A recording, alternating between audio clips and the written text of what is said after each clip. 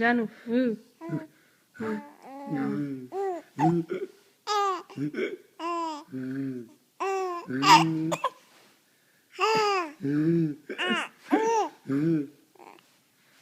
బట్టలో తడిగితే అని చేస్తుంది అమ్మ.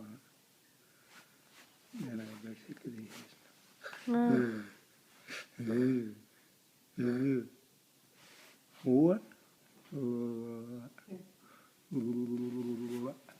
అను అను